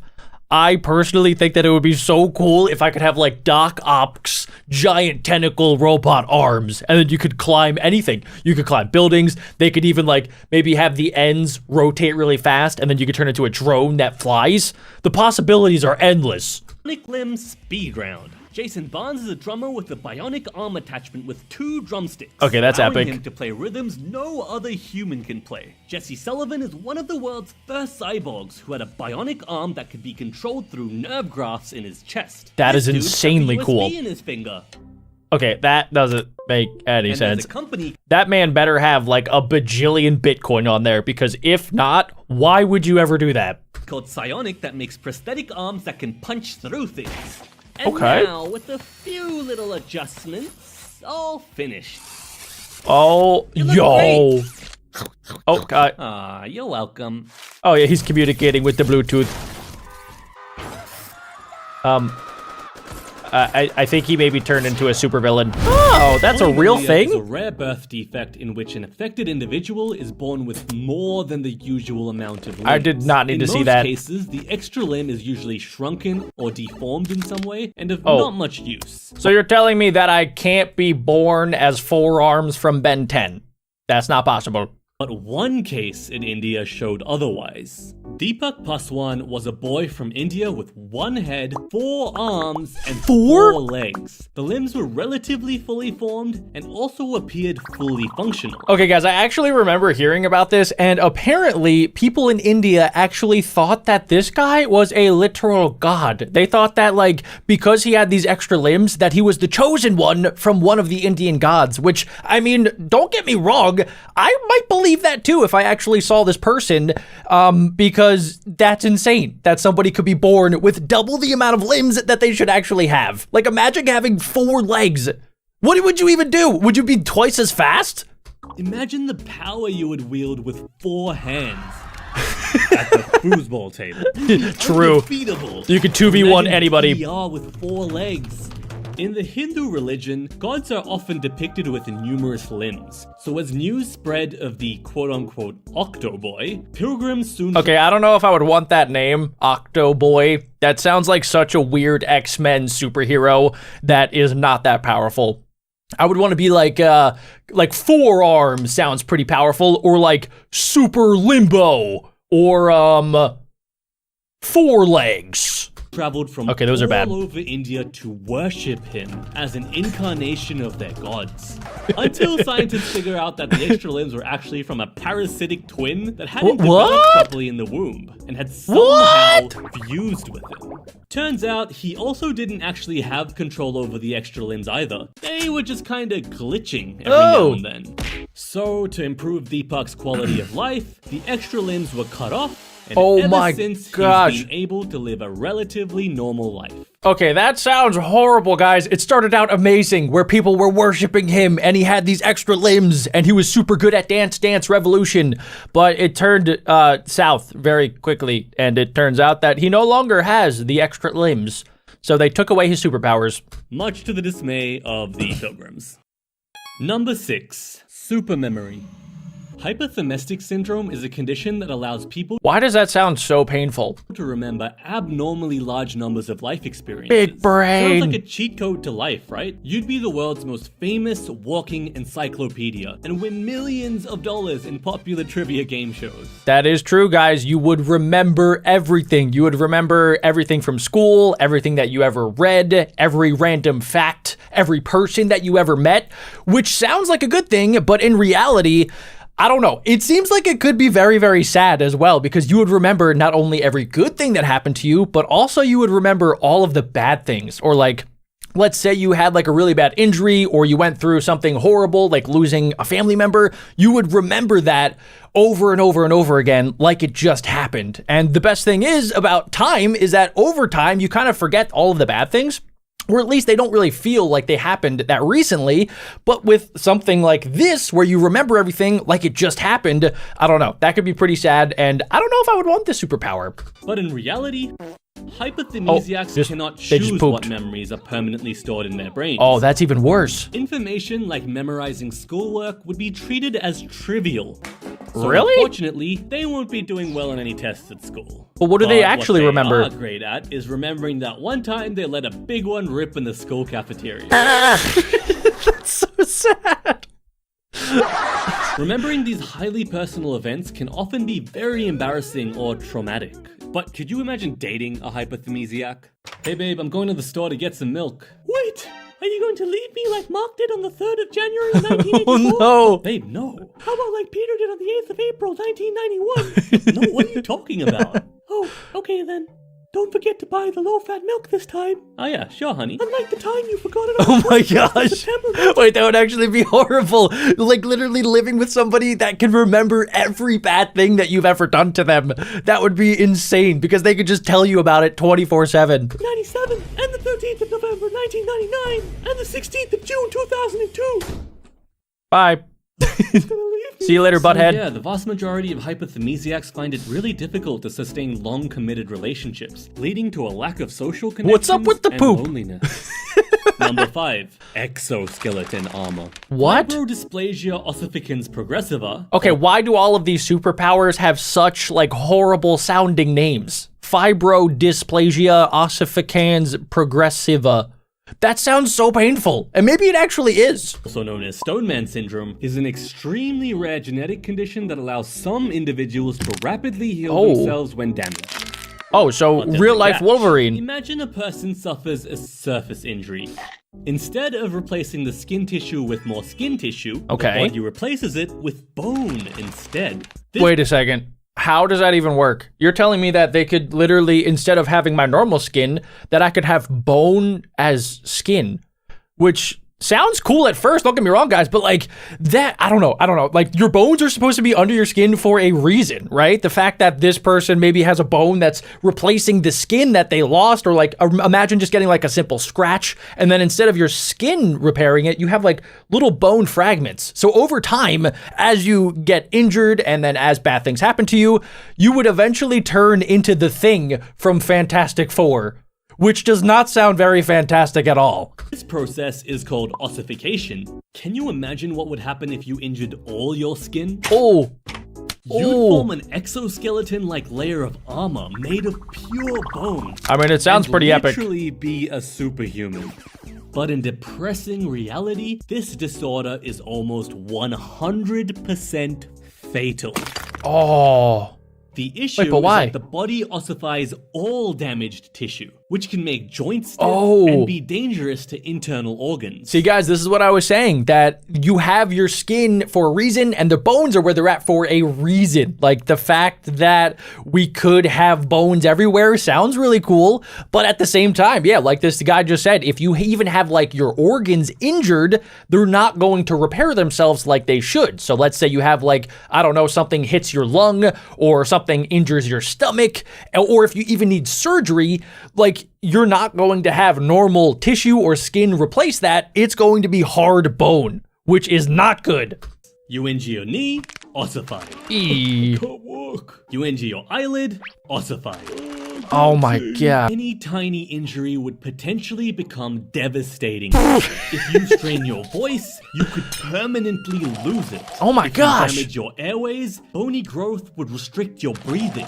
So if you have this, you basically have to live your entire life like in a box where you can't get hurt. Nothing bad can happen to you. You got to make sure that you don't cough too hard or that you like slip and fall and hurt yourself, because if you do, even the smallest little thing could cause this ossification that he's talking about, and then you don't know how that's going to affect your entire system. Even if you don't injure yourself, your body is constantly breaking down and repairing itself. Oh yeah, so true. You're basically doomed. you'd be slowly and inevitably turning into a bone statue. That doesn't sound like a The superpower. absolute worst part is there's almost no way this can be medically solved at the moment. Wow. As surgical removal of ossified tissue causes the body to repair the area with additional bone. That is crazy. Leading to a fatal catch-22. I'm just curious as to why the body would do that, right? Like, why would why would your body system try to replace like what is injured with bone? It just doesn't seem to make any sense. It's a disorder that could in theory be an awesome superpower, but in reality, it's No good. much more like a living nightmare. Sad Number thing. 4, impervious to pain. Ooh, guys, we checked this out in a previous episode, and I think a lot of you guys were commenting that this might be one of like the weirdest and worst superpowers, because on the surface, it sounds great. Like that I won't feel pain ever. Obviously, nobody likes to feel pain, but pain is actually super useful just for daily events. You make sure that you don't touch something that's hot because then you pull away from it because it hurt. Or if like something sharp, you know, ooh, I probably shouldn't touch that. And it's your body's way of letting you know that that is like a dangerous thing that could potentially kill you or seriously harm you. So pain, even though it kind of sucks, is kind of a good thing. Congenital insensitivity to pain, or CIP, Kip. is a rare condition Kip, where kip. an individual cannot feel pain. Oh, Are you okay? Huh? What do you mean? An estimated 1 in every 25,000 people are diagnosed with this condition, and in most cases, That's a lot. the person has actually never experienced pain before. This condition is caused by a mutation to the PRDM12 gene, which is important for the development of pain-sensing nerve cells. I'm actually kind of curious too. So he just said it's pain sensing nerve cells, but does that mean that like, I don't know, do you feel things differently? Like, do you feel like, you know, somebody touching your arm? Would that be different? Because, you know, that's not painful. But at the same time, like if you can't feel pain, are there other things that you can't feel as well? Which if that's the case, that would also kind of stink. Affected individuals have been recorded to register touch, but the pain circuitry is completely cut off. Oh, okay. So that answers my question. Interestingly, CIP individuals are still susceptible to emotional pain. Physical and emotional So pain are sad. both processed by the same part of your brain, so this was surprising to me. But it's more of an issue with the physical sensory input as opposed to pain processing in the brain. I This would see. be a pretty neat power to have for a super soldier though. Someone you could just throw into the middle of the battlefield who doesn't care if they get shot. There's actually a village in northern Sweden called Vitangi, where there's an abnormally high frequency of individuals with CIP. We might need to watch out for them in the near future. Okay, that kind of makes sense to me. Somebody that doesn't really feel pain, or maybe some people also have like a mild form of CIP where they don't feel pain as badly as other people, so they would make really good super soldiers. In reality, this condition is extremely dangerous to the affected individual because pain is vital for survival. Individuals with CIP often die during childhood because fatal injuries just go unnoticed. It is tragically very common for people to burn to death without even knowing. Wow. No. Okay, that part is insane. The fact that a young kid might not realize that they are on fire or that fire is even bad. So out of everything that we've seen today, that is probably the worst. Number 3. Indestructible bones. Okay, this one I could get behind. Trichodentosseous syndrome is a rare condition affecting no more than a couple thousand people worldwide. It leads to people having bones that are so dense that What? they've been known to break baseball bats and even withstand car crashes. Okay, but how? Mutation in the DLX3 gene causes bone density in the affected individual to increase significantly. It reminds me a lot of Wolverine's skeleton. Like Oh yeah, Wolverine has like the adamantium armor that they inputted into his already super powered body. if you combine this disorder with the regeneration from Stoneman syndrome, minus the ossification and increased likelihood of death, you're basically Wolverine. Yeah, pretty much. However, there are several major drawbacks. These individuals are cursed with having extremely weak teeth that break What? easily and painfully. Like, that doesn't make any sense to me because your teeth are, I don't know, it seems like your teeth are very similar to your bones.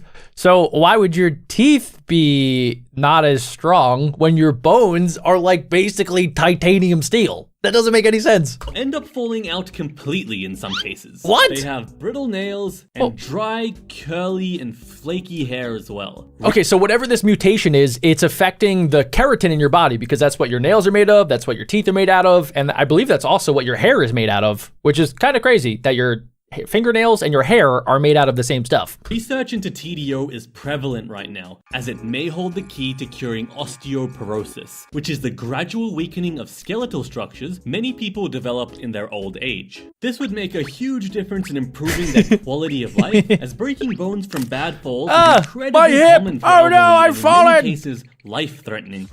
Oh, R.I.P. Number 2, super strength. This is an actual disorder? Myostatin-related muscle hypertrophy is a rare condition that literally gives you super strength. I thought he was going to talk about gigantism, which is the disorder where people literally do not stop growing. And the bigger you are, usually the stronger you also are. Affected individuals have over twice the usual muscle mass of an average human, and they also have increased muscular strength, So- all without going to the gym or lifting weights to maintain. It's Dwayne The Rock Imagine waking Johnson. up and just being jacked. I'm This in. condition Sign is me up. caused by a mutation in the MSTN gene, which is usually responsible for limiting muscle growth to prevent us from growing too large. But in these super strength individuals, it doesn't work as a limiter. A Wow. real-life case of this is Liam Hoekstra from the United States. Doctors looks recorded that cool. he had prominent muscle development in his legs as an infant. Like, bro came out of the what? womb jacked.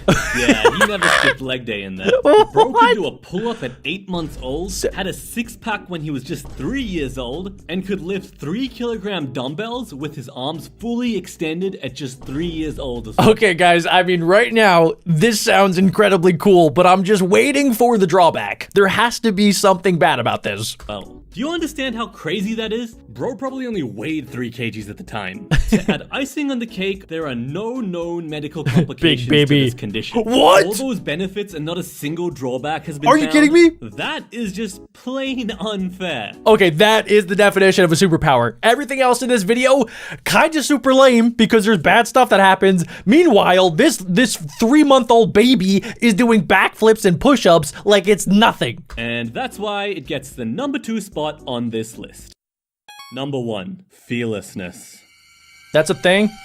There's people that don't have Jordy fear? Cernick is a man from the UK who was diagnosed with Cushing's syndrome, What? where his body produced too much cortisol, which caused him to have severe, life-threatening weight gain and high blood pressure. Okay, this sounds really bad. After numerous brain surgeries and complications, in a final surgical operation, his adrenal glands were removed from his body. Okay. This gruesome operation required removing one of his ribs, Ugh. and it was extremely painful. Thankfully, his Cushing's syndrome was cured as a result, but it came with a price. So I'm pretty sure the adrenal gland is what gives you adrenaline, which is caused usually by something that is scary, something that like needs to get your body going so that you can get away from whatever the scary situation is. When Jordy woke up in the hospital bed, he was on life support. He had numerous tubes coming out of him, and the doctors solemnly told him that there had been Sorry complications. about that. He had developed pneumonia and then meningitis, which is a potentially Oh, no. fatal infection of the brain. But surprisingly, upon receiving the bad news, Jordy had no response.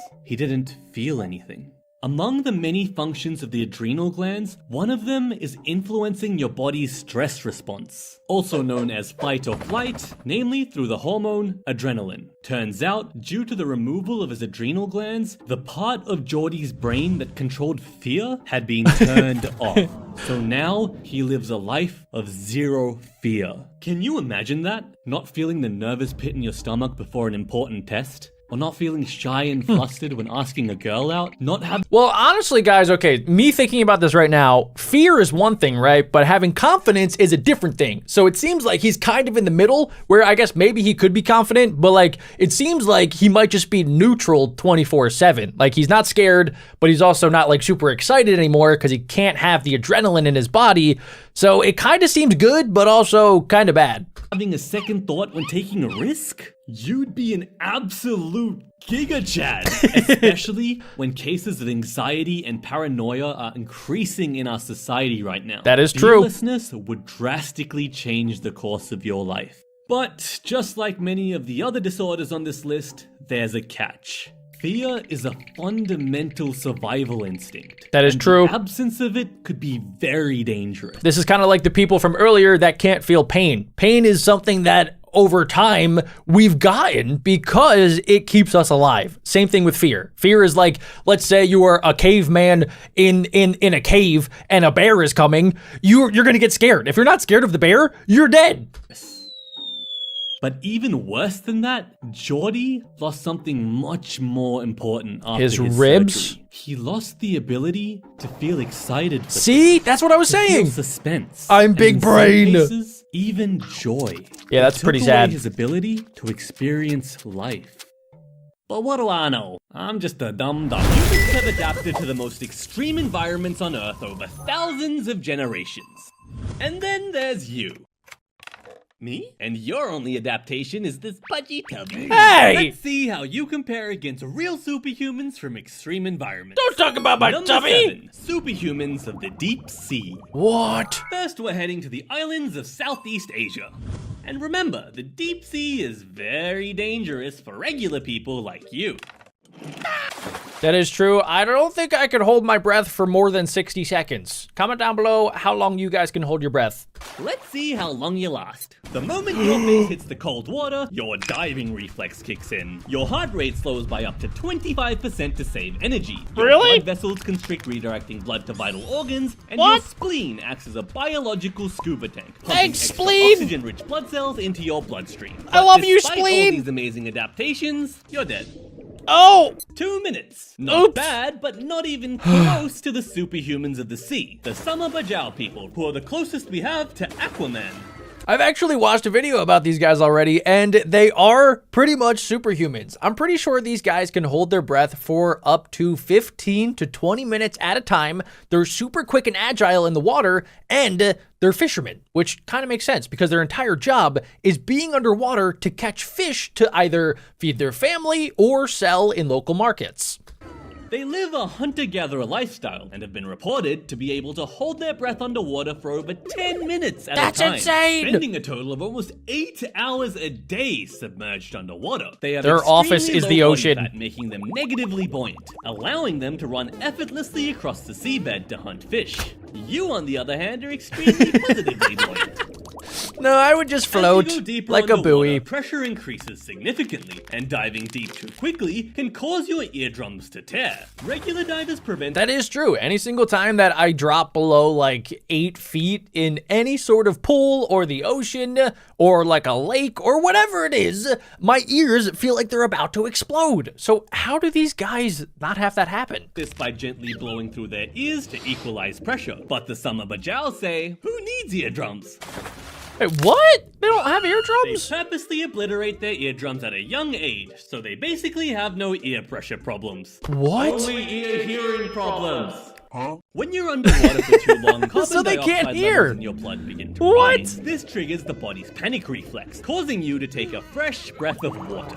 The Ew. Bombardier, however, have a gene mutation that suppresses this reflex, allowing them to stay calm underwater for longer. Other So literally, they not only have trained their bodies, but part of their DNA has adapted to this pretty intense lifestyle, which is crazy to think about because they've probably been doing this for generation after generation, and it seems like it's just going to keep getting better and better. Like the more that these people sort of do this and have kids with, you know, people in the culture, they'll just be able to hold their breath longer, swim better, until eventually, let's say if we fast forward like thousands of years, they might actually start to like grow fins or have like fish tails or even start to grow gills. That would be cool. genetic mutations they have include a gene which provides increased constriction of their blood vessels, Epic. and one which gives them a spleen that's 50% larger than regular Okay, humans. what? Anyways, let's get They're out of so here, much 'cause we cooler got than me. 6 more superhumans to learn about. Number 6, superhumans of the jungle.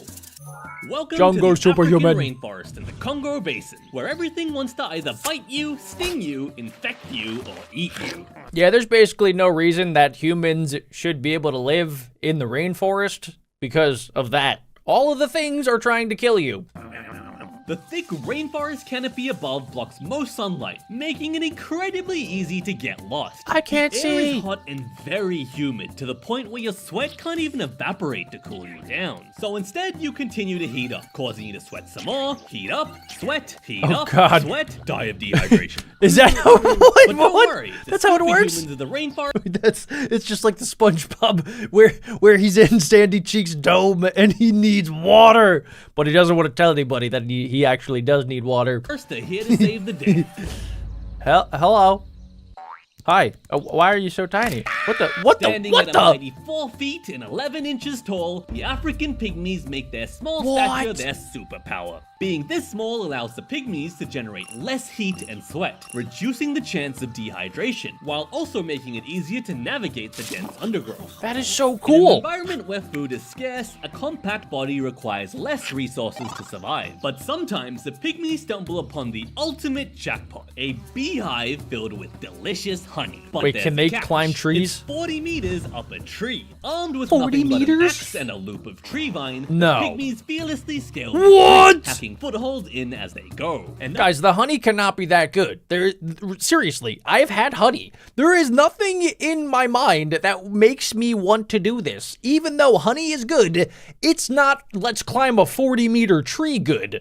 But, I mean, I guess they kind of have to. after battling a bunch of bees, they finally secure the goods. Food, finally. On to the next location. Oh, wait. Oh yeah, and like the video, it's for Number 5, superhumans of the ice. We're Vikings! zooming all the way out to the Arctic, where the warmest days are 10 degrees Celsius and the coldest days are minus 40 degrees Celsius. Okay, humans are the most incredible creatures of all time. How are they able to survive in that sort of environment? I thought nobody lived in the North Pole other than Santa. Your body temperature drops below 35 degrees Celsius, you start to experience hypothermia. First comes the shivering, and your blood vessels constrict to keep vital organs warm. But this causes your extremities to become too cold, making them freeze and die due to frostbite. At this point, your brain has probably started to fail too, causing confusion, memory loss, and maybe even some fun hallucinations. Some people get so delirious not that good. they actually strip naked, which What the- sure helps them keep warm. I mean, that's how you know you've lost your mind in the Arctic Circle, is when you start taking off clothes instead of putting on clothes and building a fire and booking a plane ticket back to Hawaii. That's where the superhumans of the ice come in, the Inuit people. Their short, stocky build minimizes surface area, helping them retain more heat. They also have more blood rushing through their fingers and toes, reducing the chance of frostbite freezing them off. By consuming fatty meat from seals and fish, they build up an insulating layer of fat. But while Wow. most people primarily have white fat, the Inuit people have an abundance of brown fat, which is How did they packed get with that? specialized mitochondria, The powerhouse of the cell. turning them into a human furnace. Because of all What? these adaptations, the Inuit people can maintain a metabolic rate of up to 200% higher than an average person. So basically what you're saying, if me or anybody watching, unless you're an Inuit, decides that they want to go to the North Pole, they are going to freeze very, very quickly. Even if we had like the perfect gear and materials, eventually we're just not going to be able to last those extreme conditions. Meanwhile, the Inuit people have actual blubber on their body. That is insanely cool. Meaning they're able to Literally. maintain a toasty core temperature without even needing to shiver. But don't worry, the next location will definitely warm you up. Number 4, superhumans of the desert. Oh my Now gosh, we're on the opposite what? side of the temperature spectrum, the scorching hot African desert. And you're giving us a lovely demonstration of hyperthermia in action. First comes the heat exhaustion, heavy sweating, rapid breathing, and your pulse racing. Your blood vessels also dilate, trying desperately to dump heat through your skin. But eventually you progress to heat stroke, where you become so dehydrated that you stop sweating entirely. I'm kind of curious because a lot of these superhuman abilities are basically just the result of, years and years of evolution of people being stuck in these extreme environments so that their body has to adapt, which is one of our best traits as humans, is that we're very adaptable to different environments. But how long did it take? Because you think, like, humans have been around for you know, like 50 to like 300,000 years.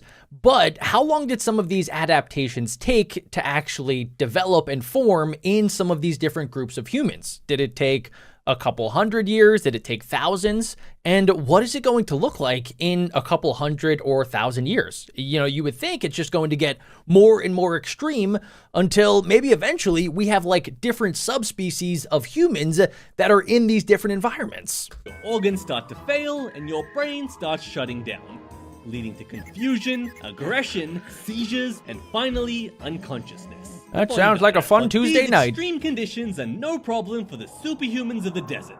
The Maasai tribe. Hello. They average around 6 feet tall and have longer, skinnier Average? limbs that help with better heat dissipation through more surface area. For those of you guys that did not know, I think the average height for males around the world is like 5'8". So these guys, on average, are 6 inches taller. They also have a crazy diet of raw meat, raw milk, and raw blood from cows, which helps them maintain their extremely low body fat What? and naturally lower body temperature. And their dark skin provides stronger protection against sunburn. All of these adaptations help them sweat and pee less than normal people to conserve water. Okay, And yeah, one that makes more sense. superpower is that these guys can jump super high. What the- Looking a bit are they thirsty, flying? aren't ya? Well, let's get you something to drink. Number 3, superhumans of poison. Okay, Next, we what find are ourselves we in the talking Andes about? Mountains at Uru Lake in Bolivia, which is Okay, I kind of want to guess this one, but I honestly don't know. What would the superhuman of poison be? My first thought is that there's a group of people that, you know, in order to survive in this certain area, they have to eat things that are just naturally poisonous, like poison berries or poison roots or stuff like that, where most people would get sick and maybe die from some of that sort of stuff. Or maybe it's even like the animals are poisonous. There's like poisonous snakes or poisonous insects that over time, their body is just more immune and has more anti-venom naturally in their body compared to you and I. That's the only 2 things I can think of. known for being full of toxic arsenic. Hey, what? Arsenic naturally occurs in I was so volcanic wrong. rock, but rain and mining operations release significant amounts of it into the surrounding rivers and lakes. Oh, and no. now that toxic arsenic is in you. First, That's your pretty body bad. tries to get rid of the toxins through both exits. Oh. Then comes the numbness, abdominal pain, and muscle cramps. With long-term exposure, your skin color changes, and lesions start popping up on your That skin. seems You terrible. start developing hard patches in your palms and the soles of your feet, and not to mention the increased risk of cancer, diabetes, and heart problems too. So wait, you're not going to tell me that there's a group of people that have been consuming this poison water and now they're immune? Is that possible? why isn't she dying yet? Well, that's because over thousands of years, the Uru people have developed a genetic cheat code for poison resistance. Thousands the of years. AS3MP gene helps detoxify arsenic, allowing the Uru people to pee it out faster. So Wow. it spends less time in their body, meaning less harmful effects on their health. But rising pollution levels, frequent drying up of the lakes, and long-term exposure to arsenic have unfortunately forced many Uru people to abandon their homes in recent times. Oh, that's but I terrible. Hope you're all hydrated now, because we're off to even higher mountains. Wait, where? Number 2, superhumans of the mountains. We're at Mount Everest Base Camp, 5,000 meters above sea level. Wait a second, people live on Mount Everest? I know that like, you know, thousands of people go and they go to the top and they're like, yay, I did it. I conquered planet Earth. And then they go back down, but people live there? How do they live there? There's like no oxygen up there. Yeah, see, he's I guess dying. That makes sense, because at elevations of just 2,500 meters, many people start experiencing altitude sickness. The air up here is thin, and has way less oxygen than your body is used to, which leads to headaches, dizziness, and vomiting. And in extreme cases, fluid can build up in your lungs and brain, causing I remember I was in like Colorado in Denver, which is a mile above sea level, which is a lot higher than a lot of other cities. And I remember feeling like kind of dizzy. And if I went on like a little walk, I felt out of breath a lot faster compared to where I usually live. So I can't even imagine being even higher than that. shortness of breath, severe confusion, and even death. Even being physically fit won't save you up here. Not that that's relevant in your case. Why was he but there cheeked up? have been instances where highly trained mountaineers have died from altitude sickness. The real superhumans are the ones that accompany That's why I these don't do it. mountaineers. The Sherpa. They're able Get to up, pull sir. in more oxygen than the average person due to their naturally larger lung capacity and faster breathing. A gene Kirby! mutation also allows them to use this oxygen more efficiently, giving them superior stamina. It's for these Wow. reasons that the Sherpas are a necessity for people looking to summit Mount Everest. They lead the climbs, carry heavy loads, and provide first aid, all So these guys are like legit superhumans. I know that that's entirely what the video is about, but like that is insanely cool. Imagine you're just with some dude trying to climb Mount Everest and like you're struggling to even breathe and he's like jogging up the mountain carrying all of your stuff. I would feel so embarrassed. while your sorry butt is struggling to survive. Oh, we made it though. Wow, look at that view. Epic. That's where we're going next. Where is that space? Are we about to go Number into one, space? superhumans of space. I knew it. Our final destination, the International Space Station. Yeah, not many people have been in the International Space Station. I think that it's honestly under 50 people in all of humanity have ever been to the International Space Station because A, it's tiny, B, you need to be like a certain type of person in order to even survive up there in the first place, and C, when you're up there, there's such weird conditions, such as no gravity, so your body literally doesn't know what to do, and your muscles start to atrophy, which means like they just completely start to eat away at themselves. You're not using all of your body as much, so your entire body starts to like shrivel up like a raisin. In this zero gravity environment, there's no load being placed on your body, so it says, hey, I don't really need me anymore, do I? And then it proceeds to turn your muscles to jelly and weaken your bones. Zero gravity Raisin. changes your blood distribution too, giving you a balloon head and chicken legs. Even with our fancy space station shielding, you're getting bombarded with over 50 times the radiation than on Earth. Oh, and that's because not microgravity messes up how your digestive system works, you a lot more too. Oh. Right now, there are no superhumans that have genetically adapted to life in space. But rather than waiting for natural selection to take its course over thousands of years, let's borrow from all the superhumans we've met so far. In you Yes. go. First, we'll add a Sherpa in for genes for better oxygen efficiency, and Okay. a Bombardier in for superior breath-holding abilities. Yeah, that would From be the pretty Maasai cool. tribe, we'll grab the genes that help conserve water, but not Okay. the height genes. Can you sit down? Yeah, we need you to Instead, be we'll tinier. Take the pygmies' compact and lightweight build. as it Tinier requires is better. less resources to sustain and also saves on rocket fuel. We can't forget the mutations from this video: the DLX3 gene for indestructible bones, and the MSTN gene for super strength and muscle preservation. And for radiation resistance, there's research which shows that extra P53 genes help to repair and protect DNA from damage. Okay. And lastly, why not throw in some plant DNA too, to allow you to create food via photosynthesis? Is that even possible? I guess this is our ideal human being with Back to all of the space. superpowers. What the Wakey, alien? wakey. E.T. Hello. Oh my lord. doing? Oh my god. I feel powerful, Doggo. Oh yeah, I didn't fix your flatulence. Thank you, Doggo. Oh my gosh. Yes, rocket See ya farts. next time. Life in the four opposable thumbs of a baboon.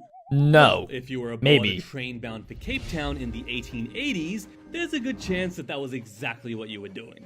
Wait a second. Are you about to tell me that there was a baboon managing a train? Meet Jack, the Seriously? signal man. There's no way.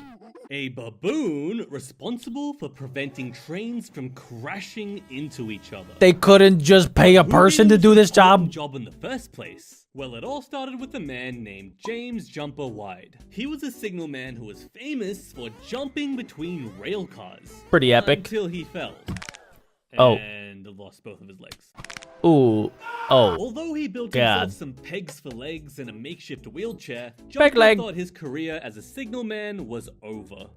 Until he stumbled across Jack the Baboon, who had been trained to push an ox cart. After much begging and pleading with the owner, he bought Jack the Baboon and took him home. Interesting. So he saw Jack the baboon and then realized, this baboon is smart. Maybe I could teach him how to do my job so that... Wait, why did he want to teach him how to do his job? What was he going to do? Because he can't jump on more trains. He doesn't have any legs. Jack turned out to be an alcoholic. He refused to Wait, do what? anything unless he was given a few drops of booze. What? And so, with enough encouragement, Jumper was able to train him to push his wheelchair. Oh no, don't what drink is and drive, that? kids. Jack What would is that watch little Jumper baboon butt? hard at work at the levers every single day. Approaching trains would blow a certain number of whistles, which corresponded to the track they wanted to be transferred to. And Jumper would hobble around with great difficulty and set the right levers for the train. And just by observing, Jack was able to learn and memorize these sequences. It didn't. Wait, I didn't realize that an animal was able to learn just by watching. I thought that most animals needed some sort of treat in order to learn, similar to like how you treat a dolphin how to do tricks, or a dog, or a cat. When you show them how to do the thing, then you give them a treat as positive reinforcement. So this baboon was so smart that it didn't even need positive reinforcement. It already had the alcohol ready. So I guess it already was positively reinforced, and then it just knew to follow whatever this man did. And then it was able to do the job. That is impressive. I don't even know if I could figure that out. Didn't take long till Jumper let him try flipping the levers himself. And soon, Jumper had given the monkey full control. This But it feels a didn't little take long for unsafe. railway authorities to receive a complaint from a passenger, and after confirming the ridiculousness for themselves, fired the pair on the spot.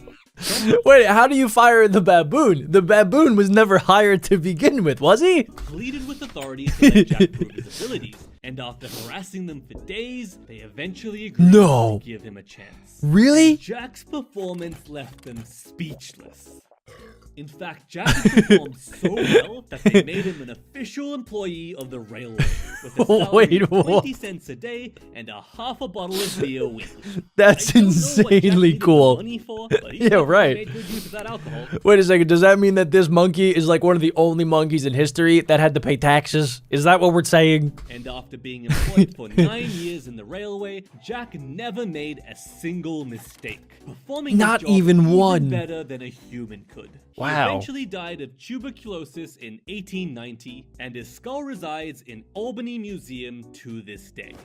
But memorizing a bunch of lever positions is easy. Well, why don't we... Wait, no, that is not what I am saying. That seems extremely difficult and also very dangerous. I can't believe that humans let a monkey do a job that could potentially lead to a train in a disastrous moment. Like if anything went wrong, trains could collide. So that is insane. I feel like the humans were stupid for letting the baboon do it, but the baboon ended up being smarter than the humans. Play a memory game then. I'm gonna show you 5 random numbers between 1 and 9, and I'll hide them after a 5, short 9, amount 7, of 4, time, 1. and you need to recall their positions in ascending order. We'll start easy. Ready, set, Okay. go. Okay, 9, 2, 6, Okay. 3. Okay, so it's this one's 9, 2, 6, 3. I forget what the top one was. So 9. This one's 2. You guys can't even see what I'm doing, but no, okay. This one was 2. This one was 3. This one was 6. So it goes bang. This one. This one. This one. This one. So get your answers ready Right? now. If it was 2, Yeah, 3, yep, 6, 8, yeah, and yeah. 9, I did good it! job. Yes. Most of you got that. Now, Okay. let's ramp up the difficulty. Wait, what do Ready, you mean? Set, go. Okay. Yeah, I'm gonna guess none of you got that one. No, wait. But guess what? Ayumu did I? the chimpanzee. I don't know if I did. Ayumu is a part of the iResearch How? project in Kyoto University. How does it He's know? Really good at this What? memory test. I mean, look at that speed. Wait, Look what? at that technique. What the? What the? How is he? How? What the? The project How did was he do actually that? started to research Ayumu's mum, Chimpanzee I, the first chimp in the world able to represent numbers with Arabic numerals, and she even liked to paint for fun. She painted the Mona Lisa? Big brain mum, but The big monkey brain Lisa? son. Ayumu answered the memory test correctly with an accuracy of 79% on average, Wow. maintaining his accuracy even with shorter test times. This That was is compared to crazy. human subjects on the same test, and well, this is what their graph looked like. Pretty bad, right? These results made it seem like young chimpanzees have a much better working memory than humans, but some scientists disagree Really? with this, saying, You will have more practice time. so in another experiment, the humans took more time to practice the task first. And after 2,500 trials, That's they a were lot. just able to match Ayumu's accuracy levels. I expected a bit So more they were out of the these same. humans, to be honest. Shouldn't they be way better with numbers than a chimpanzee? yes, Well, yes. speaking of numbers, Clever Hans was a horse from Berlin in the 1900s. Hold on, wait a second. Okay, so I understand monkeys and different types of monkeys being, you know, pretty smart compared to humans. We've all heard that before because they're kind of closely related to us. So it makes sense because they have, you know, tools that they can make. They have their own communication. They clearly understand math and numbers. But a horse? Horses can do that too. Seemingly had the ability to do quick math. His What? owner would ask him a question, and clever Hans would answer by tapping his hoof the correct number of times. He could... Okay, that's a Seems neat bit party sus, trick. and Yeah, I don't know if I the Board of believe that. Education thought so too, because they conducted an official scientific investigation into Hans's abilities. A man Okay. named Oscar Funks designed the experiment, and hypothesized that Hans's owner was sneakily sending him signals. So he made a random stranger. Okay, even if he was secretly sending him signals, that is still pretty impressive if they are able to deceive a giant group of people. Even if they aren't doing it, you know, legitimately. If you know, the horse is looking at the guy and the guy is giving a fun hand signal and the horse knows how many times to tap, that is still pretty impressive for a horse. To ask the questions instead. But Hans was still able to nail the answers. Okay, that's Perplexed, even more impressive. Funks then used blinders What? on Hans so he couldn't see the questioner, and his ability to answer the questions plummeted. In Oh, some cases, he would even what? keep tapping his hoof on the ground indefinitely. But why? Couldn't he answer correctly when he couldn't see the questioner? Funks I'm confused. had an idea. He asked Hans a question that he himself didn't know the answer to, and amazingly, Hans proceeded to do this again. The conclusion Funks came to was that Hans was able to pick up on subtle, involuntary gestures from the questioner when his answer reached the right number. Oh, okay, so the guy was technically giving signals, but it was involuntary. So he didn't do it on purpose, but when Hans would get to the answer, like if it was 16 divided by 4 and the answer was 4, as soon as, you know, Hans tapped 4 times, then the person, the trainer, would like twitch or something, and then Hans would know that he should stop and that he got it right. Because he probably also got a treat. He was so good at detecting these minute postural changes that the questioners themselves were totally unaware that they were doing them. That is pretty Hans impressive. may not have been a big brain maths genius, but he was a genius at reading people's body language. He was a psychologist Something horse. humans themselves are notoriously bad at. Interesting. Can you imagine Hans as a detective, though? Where are the I don't know. drugs I going? swear. Yeah, you're lying. Oh, no, This whole no. occurrence coined the term the clever Hans effect, where an animal predicts what someone wants them to do without actually understanding their own actions. For this Interesting. reason, it's important to conduct animal experiments in a double-blind fashion, where nobody knows what the expected results are. I see. Hey, Alex. Well, yeah, that makes sense. In 1977, animal psychologist Dr. Irene Pepperberg bought an African gray parrot from a pet store. She named him Alex.